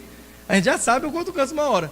Tem hora que não cansa, que o negócio a gente está gostando. Quando a gente está gostando muito, a gente perde a noção de tempo. Não é assim? Porque o parâmetro a gente vai construindo muito materialmente, muito dentro da matéria. E quando a gente abstrai, quando a gente vai além, né, quando a gente viaja junto, a gente, né, eleva o pensamento, a gente perde isso. No caso da experiência de quase morte, a gente está em outro estado, tá, com muitos outros estímulos que a gente não está adaptado, a gente não tem essa noção de tempo. Parece muito com os espíritos que chegam nas reuniões mediúnicas, que não tem nem noção da passagem do tempo, o que aconteceu, que chegam na reunião mediúnica e dizem assim, eu estou fazendo o que aqui? Onde é que eu estou? Né? E 1/4 dos sujeitos encontraram também um fator místico, incluindo o sentimento de compreensão ampliada, vários mistérios, que para as religiões são mistérios, né? Eles começam a entender, senso de harmonia e de união, sentimento de contentamento e revelação. 1/4, né, também. Vamos olhar essa estatística, 1/4, viu? 1/4 tem esse sentimento de harmonia, de união. E os outros 3/4? Né? A gente vai ter, como é que a gente quer se desprender? Isso é bom até a gente pensar sobre isso, né? Mas vamos mais para frente. Às vezes, eu quero estar nesse 1/4 que tem essa sensação de elevação, de harmonia, né? Assim, cheguei no plano espiritual, olha eu aqui, minha gente, estou feliz, né? Eu quero morrer assim, né? Enfim. Kenneth Ring, um psicólogo de Connecticut, ele diz que existem 5 características do que ele chamou de núcleo das EQM. Nas experiências de quase morte para ele, nos pacientes que ele estudou, tinham 5 outras características. Um era sentimento de paz. Uma paz, uma tranquilidade. Experiência fora do corpo. A experiência fora do corpo. Como é que se relata isso? Eu vou mostrar. Quando é que eu digo que a experiência é fora do corpo? Entrar na escuridão. Quero não. Eu quero ver a luz, ó, o de baixo, visão da luz, tá vendo? Não é assim? As duas coisas, viu, acontecem. Tem explicações psicológicas também, a psicanálise, tem outras teorias que explicam sobre isso, a questão, o que significa a luz, a escuridão, o túnel, tudo isso também tem algumas explicações, né? Mas espiritamente, a gente entende que as paisagens que a gente encontra no plano espiritual dependem de como eu, espírito, vou chegar lá. Na verdade, eu levo a minha psicosfera, eu levo a minha paisagem mental, né? Então a gente sabe disso. Lembra do filme Ghost? Eu falei até no encontro do outro estudo, né? Do filme Ghost, tem a cena da morte do vilão, do Sam. Eu era criança, via aquilo ali, ficava assustadíssimo, super assustado, né? Ele tem aquela morte super violenta, aí de repente vem as sombras, né? Aqueles espíritos das sombras, ele vai pegando ele, vai levando, ai meu Deus, não quero morrer assim não. Não quero morrer daquele jeito.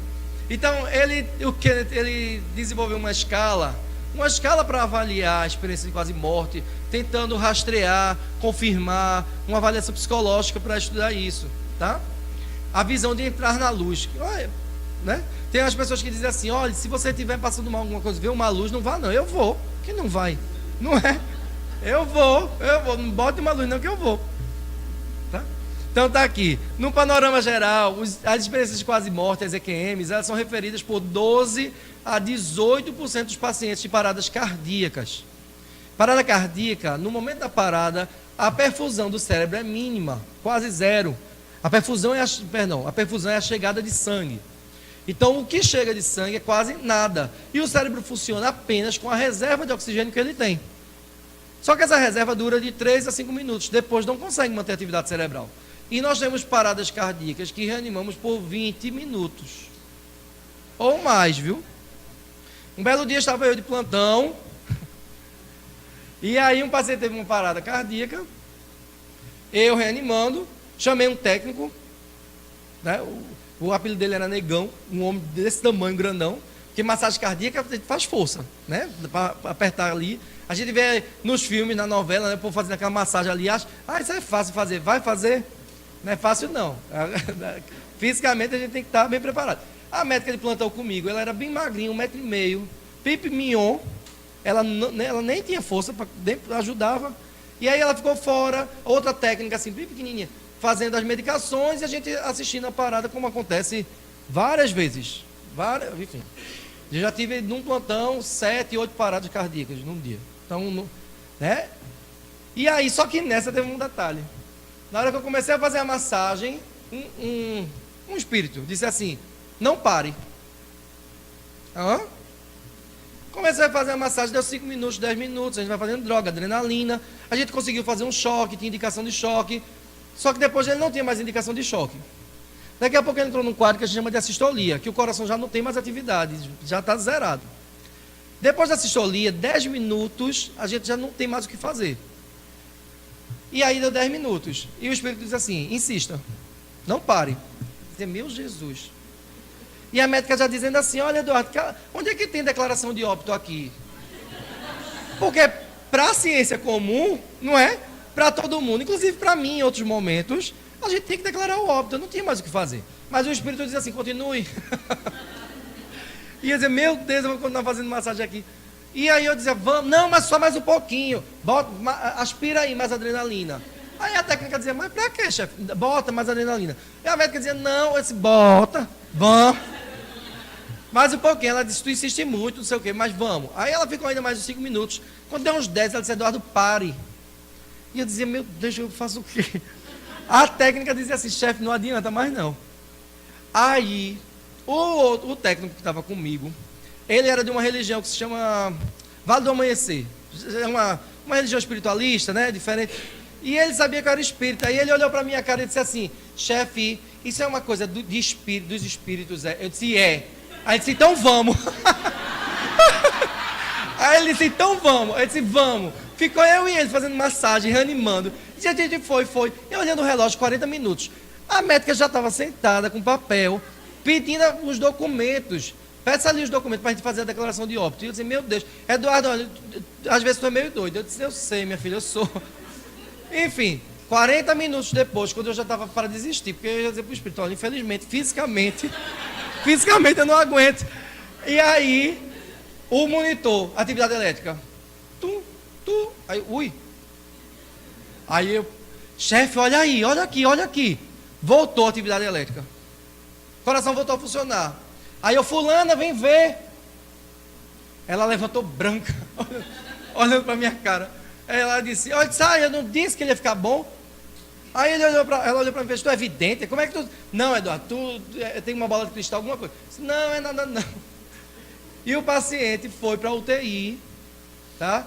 E dias depois ele já tinha saído da ventilação mecânica, já estava consciente, interagindo com a família. Mas ficou com as sequelas. Porque o cérebro sem oxigênio, a hipóxia cerebral deixa várias sequelas. E quando eu sentei, cansado e passado, eu perguntava, eu dizia, meu Deus, por quê? E aí o espírito disse assim, meu filho, no planejamento encarnatório dele, ele tinha a opção, ele tinha a chance de desencarnar em condições melhores e não precisar passar por isso. Mas durante a vida dele, a conduta dele, essa experiência da sequela é a chance dele resgatar os débitos e resgatar os débitos que ele não conseguiu resgatar em vida. Não é assim? Às vezes, por bem, a gente deixa de fazer o que a gente tinha para fazer e vem a dor, né, assim, para chamar a gente. E aí, oi? Como seria sequelas? Ele ficou, eu não lembro os detalhes porque eu era emergência, ele foi para a UTI. Mas quando ele já saiu da emergência, a gente já sabia que ele não ia enxergar, tá? E ele ia ter dificuldade para falar, ele não ia ter mais a vida normal, né? Enfim. Eu não sei até onde era a sequela, porque como ele não continuou comigo, eu não consegui avaliar isso, né? Mas, como isso é interessante, não é interessante? Tá vendo? Vamos lá. Então, vamos mais para frente. Os fenômenos seguintes são características de EQM nas populações ocidentais. Calma, ausência de dor, tá? Os pacientes durante EQM não relatam dor, não relatam. Eles dizem, olha, me apertou, não sei o quê, enfim. Aí, por isso é um dos indicadores, por exemplo, que no caso de Márcia, ela disse que percebeu o estímulo doloroso. Então, para o centro da dor estar integrado, que é no córtex cerebral, provavelmente ela ainda tinha alguma atividade. Não era coma. Mas, né, é coma. Está entendendo? Então, a ausência de dor, saída do corpo, experiência fora do corpo. A experiência fora do corpo não é a visão do corpo. Às vezes a pessoa está aqui e está vendo o que está acontecendo. Que isso não é a experiência fora do corpo. Agora, quando ele se projeta e ele relata o que aconteceu com o corpo, ou o que estava no ambiente, ou fora do ambiente, que os espíritos às vezes se deslocam, voltam e dizem o que estava acontecendo na outra sala.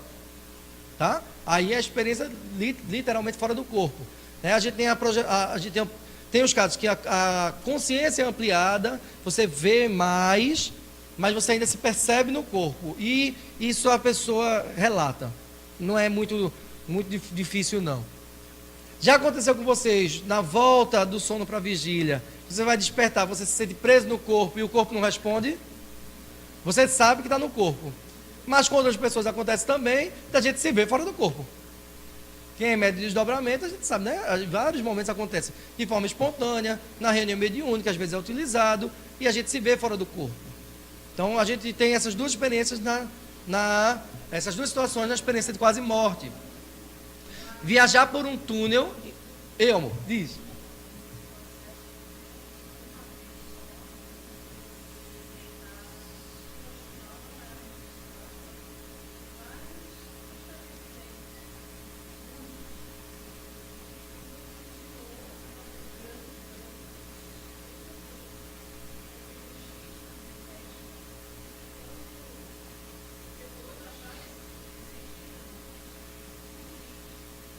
Com giz. Depois acharam quem achou.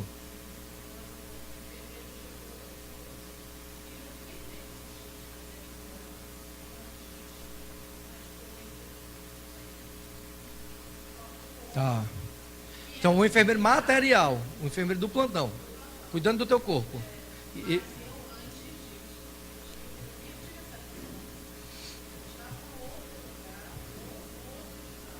Uhum.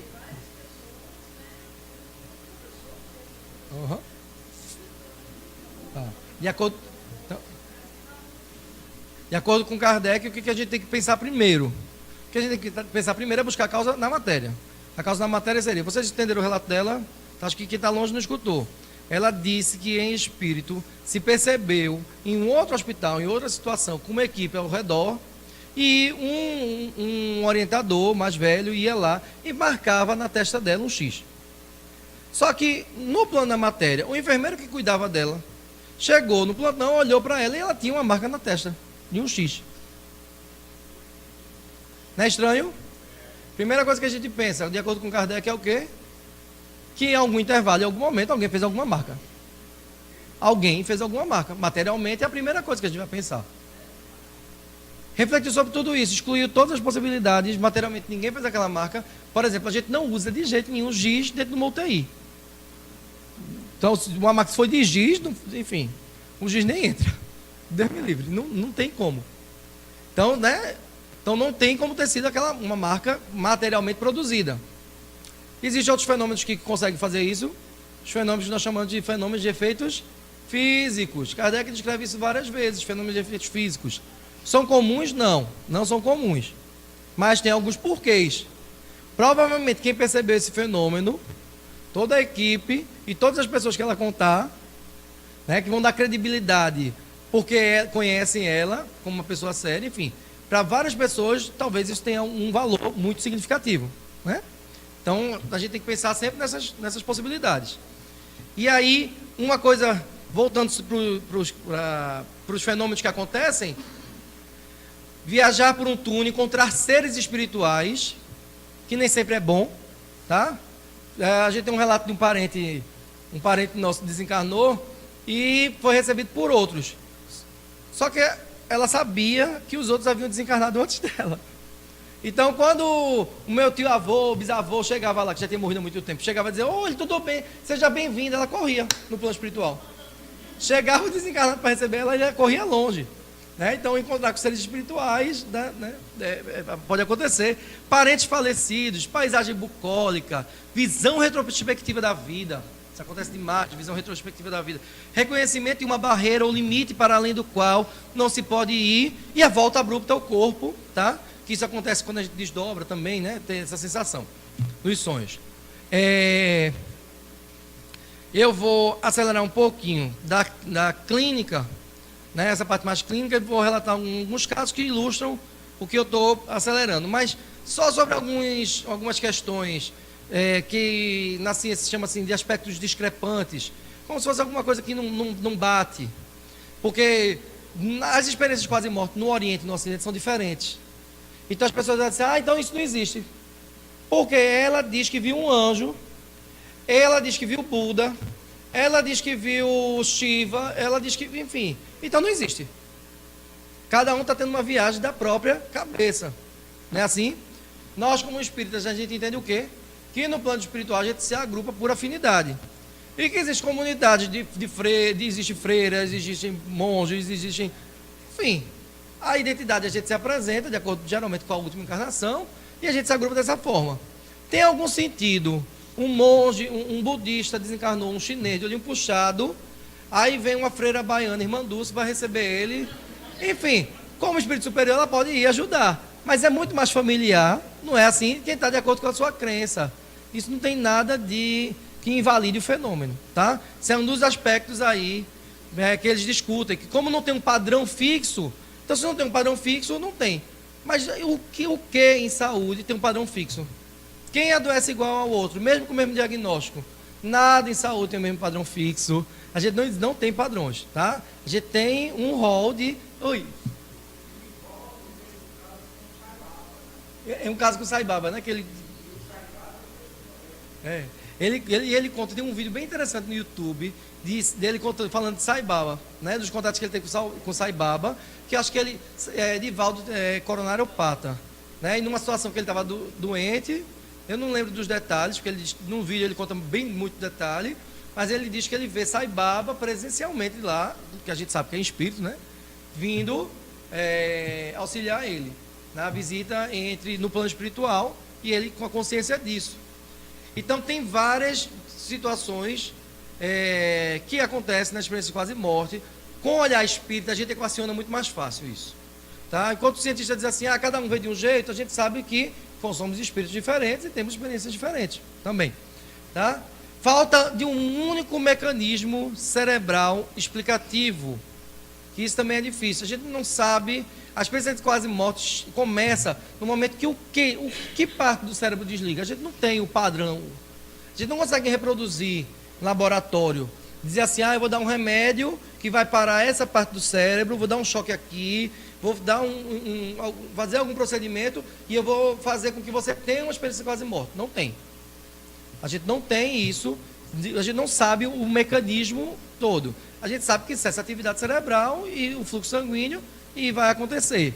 Mas como acontece, os detalhes do químismo cerebral, o que acontece com os neurotransmissores, os detalhes a gente não tem. Mas não é porque a gente não sabe os detalhes que não aconteçam. Porque a gente foi descobrir os gametas no século XIX. Mas até o século XIX os bebês nasciam aos montes. Não é assim? Não é porque a gente não sabia da explicação que o fenômeno não acontecesse. Não é porque a gente não sabe o detalhe do mecanismo cerebral que o fenômeno vai ser invalidado por isso. Então é outro fator discrepante. Visão mental. A visão mental é ótima. Visão mental, algumas pessoas que perderam o sentido da visão relatam com detalhes as coisas que estão vendo. E para a gente, no campo da ciência, da neurociência, a partir de 10 anos que você não tem mais visão, você já não tem mais como descrever, relatar, como construir a imagem mental que você conheceu, das coisas que você conheceu, né? O rosto das pessoas, a gente não tem depois de 10 anos. E ainda tem a experiência dos cegos de nascença, que aí é que não tem como ele elaborar, descrever cor, descrever o rosto. Às vezes ele não sabe dizer que a blusa dele é laranja, vermelho e verde, mas ele diz que são cores diferentes e diz que ele usa óculos. E ele viu como? Como é que ele sabe que, enfim, né? Então, é outra das provas aí.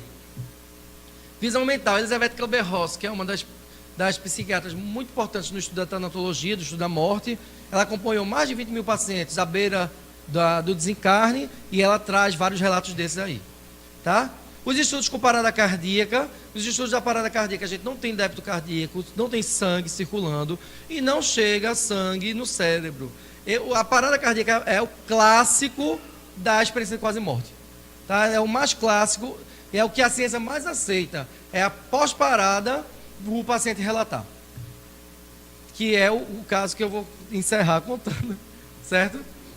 Tinha outros casos, outros estudos, mas eu queria só encerrar com um caso, comentar só mais um detalhe, que é uma outra hipótese que se utiliza para dizer que o cérebro criou aquelas imagens, que é a hipótese que a gente chama de hipótese, em português eu traduzi como hipótese do cérebro agonizante, que é como se o cérebro sofrendo da falta de oxigênio misturasse as imagens do inconsciente, do subconsciente e criasse aquilo, como se aquilo fosse onírico, fosse algo do campo dos sonhos, mas que a gente sabe que não é, que não tem como, essa hipótese não é válida, porque as experiências fora do corpo que me descrevem a distância, tá? Que me descrevem com detalhes, quando a gente tem sonhos, eles são organizados com todos os detalhes, como aqui. Se alguém sair agora e lhe contar como foi, quem estava lá, como é que você não tem os detalhes? Do sonho você tem todos os detalhes, alguns podem até ter algo mais nítido, mas todos os detalhes não vai ter, né? Então, a gente sabe o que é uma experiência produzida pelo cérebro e o que é uma experiência espiritual, uma experiência verdadeira, certo? E eu vou encerrar com só contando um caso de uma paciente que aconteceu, de um paciente que aconteceu comigo. Esse paciente fazia parte da minha pesquisa do mestrado, eu acompanhava ele no pré-operatório e a gente fez um vínculo. No dia da cirurgia cardíaca, eu não estava de plantão, mas eu tinha ido avaliar outros pacientes e fui, entrei com ele no bloco, no centro cirúrgico e fiquei esperando ele na UTI. No outro dia era plantão meu, ele teve muita complicação depois, não conseguiu tirar aquele tubo, voltar a respirar. No meu plantão a gente tentou e ele não conseguiu e ele teve uma parada cardíaca. Uma parada, clássico, né? E aí nessa parada cardíaca a gente começou a reanimar. Quem viu primeiro fui eu. E quem está de plantão a gente sabe, quem percebe a primeira parada começa a atender. Então eu fui o primeiro que cheguei. Até a ordem do atendimento, presta atenção. O primeiro que cheguei fui eu. Eu chamei logo uma técnica, porque enfermeiro sem técnica a gente, Ave Maria. Fulana, vem cá, a primeira que chegou, que estava na minha frente. É uma técnica bem legal, bem magrinha, ela trabalha comigo até hoje. E eu disse, fulana, vem cá. Puxa o carro de parada para a gente fazer o atendimento. É um carrinho que vem as drogas, desfibrilador para dar o choque e tudo. Aí ela veio, eu comecei a massagem, disse, vai diluindo a adrenalina aí, tudo. Aí disse, chama André, eita, falei o nome dele, mas enfim, não tem nada não. Ele sabe que eu conto a história. Quero o médico que estava de plantão, chama fulano. E aí ele veio, do médico que chegou depois, e a gente ficou revezando, eu e ele, ela fazendo a medicação, a gente fazendo massagem, e foi, voltou para a intubação, ele teve que ser intubado de novo, e sobreviveu, tá. No outro dia era minha folga, tinha folga no fim de semana, que é muito difícil a gente ter folgas extensas, eu tive 2 dias seguidos, cheguei na segunda-feira, tinham acabado de tirar do tubo, de estubar, e aí ele teria a possibilidade de falar. Quando ele me viu, ele ficou angustiado, ele queria falar, e eu dizia, calma, daqui a pouco o senhor fala, que era muito esforço, aquele tubo na garganta é ruim, né? Incomoda. E fui almoçar, deixei um tempo. Quando eu voltei, ele começou a falar. Aí ele disse assim: doutor, eu queria agradecer, porque o senhor salvou a minha vida. Aí eu disse: por que você está dizendo isso? Porque eu sei que eu tive uma parada cardíaca, não foi assim? Lhe falaram, lhe contaram? Não, ninguém falou nada. Inclusive porque ele estava inconsciente até, então ninguém teria como contar para ele. Eu lembro, eu estava aqui, estava sentindo muita agonia, muita dor, de repente tudo parou. A ausência de dor, na experiência de quase morte. Quando tudo parou, o senhor foi o primeiro que chegou e começou a me apertar a caixa dos peitos. Né? Começou a me apertar a caixa dos peitos. E aí eu vi que era grave, porque isso é quando a gente já está para morrer. Mas quando o senhor chegou, eu disse: não, aí graças a Deus que é ele. Só que eu vi que o senhor começou a ficar com cara de preocupado. E eu disse assim: me danei, né? Porque se ele está preocupado, meu caso é grave. E o tempo foi passando, a menina magrinha lá, o senhor ficava falando as coisas. E aquela menina ali, eu disse: espera aí, fulana, vem cá escutar. Vem escutar. Quando ela começou, ela disse: sangue de Cristo, eu não gosto dessas conversas. Ficou com medo também. Eu disse: escuta, você estava aqui. Aí o senhor ficava dizendo as coisas e ela ia fazendo, e o senhor apertando nos meus peitos. Tá. Aí chegou o outro doutor lá, que tem o olho clarinho também, que é mais gordinho, e veio com o senhor. O senhor teve que chamar ajuda, porque meu caso era grave. Eu vi logo que era muito grave. Mas eu sabia que se não desse certo, o senhor estava fazendo por onde. Eu sabia que se eu morresse, o senhor, né? Aí eu disse, fiquei assim. Mas teve uma hora que eu sabia, que eu tinha certeza que eu ia ficar vivo. Aí eu disse: por que você tinha certeza que ia ficar vivo? Porque do lado do senhor apareceu um outro doutor, todo de branco, que brilhava. E eu nunca tinha visto gente assim que brilha. E aqui vocês usam todo roupa azul, porque lá a gente usava roupinha azul. E esse usava branco e ele brilhava. E ele ficou bem pertinho do senhor, e parecia que ele estava falando as coisas assim dentro da cabeça do senhor. Tudo que ele falava, o senhor dizia. E do lado do outro doutor, tinha outro. Quando eu vi que tinha dois, eu entendi que logo que eram dois anjos. E como eles não estavam querendo me levar, eles estavam dizendo o que era para fazer, né? Porque eles não disseram venha, eles não disseram venha, né? Como eles não estavam me chamando, eles estavam dizendo o que era para fazer, aí eu entendi que eu ia ficar vivo. Aí eu disse: não, o doutor com os anjos, eu vou ficar vivo. E ele sobreviveu e veio contar a história depois. Tá certo? Então, a experiência de quase morte, o conceito é esse. A gente tem a sensação da atividade cerebral e tem o discurso, o relato organizado, consciente, coerente, com essas características aí. Experiência de quase morte é uma das comprovações da sobrevivência da alma também. Tá certo? Não que nós espíritas, a gente nem precisava desses detalhes. Na verdade, a ciência que está correndo atrás do espiritismo para ter essas comprovações. Tá certo? Eu peço desculpa porque a aula de EJA, o ideal é que a gente discuta mais, converse mais. Quando eu tenho um grupinho menor, geralmente eu tenho mais tempo, a gente conversa mais. O tema também era muito grande, eu não tinha mais tempo, eu já passei 5 minutos e os espíritos têm compromisso, né? E não pode deixar a gente aqui. E eu peço desculpa por ter passado do tempo, tá certo? As dúvidas, depois a gente pode continuar conversando, a gente vai se encontrar em outros momentos. Eu tenho aqui 2 frases que eu vou encerrar e tem o meu contato, tem um e-mail. 2 frases que eu acho muito importantes para a gente encerrar, antes da prece, né? Que vai conduzir a prece final. Que é Sêneca, que eu gosto muito dele, e ele diz que a vida, se bem empregada, é suficientemente longa e nos foi dada com muita generosidade para a realização de tarefas importantes. Tarefa importante não é mudar o mundo, não. Tarefa importante é começar a mudar aqui dentro. Se cada um conseguisse realizar essa tarefa importante, a vida teria sido muito mais bem vivida, terá sido mais bem vivida quanto mais a gente mudar aqui dentro. Essa é a tarefa mais importante da gente. E Padre Antônio Vieira, que eu amo Padre Antônio Vieira também, ele diz em um dos seus sermões que uma coisa é viver, outra é durar. As nossas ações são os nossos dias. Por nossas ações se contam os anos. Pelas nossas ações, pelo quanto a gente faz. Por elas se mede a vida. Enquanto obramos racionalmente, enquanto nós temos as nossas obras, as nossas tarefas interiores para com o próximo, enquanto nós obramos racionalmente, nós vivemos. Nós temos sentido para a vida, para estar aqui. O de mais tempo, duramos. Então que a gente possa viver muito, mesmo que dure pouco. Que a gente possa aproveitar melhor a vida e que todos tenhamos uma boa morte e que vocês possam ir primeiro, tá certo? Uma boa noite, que Deus nos abençoe.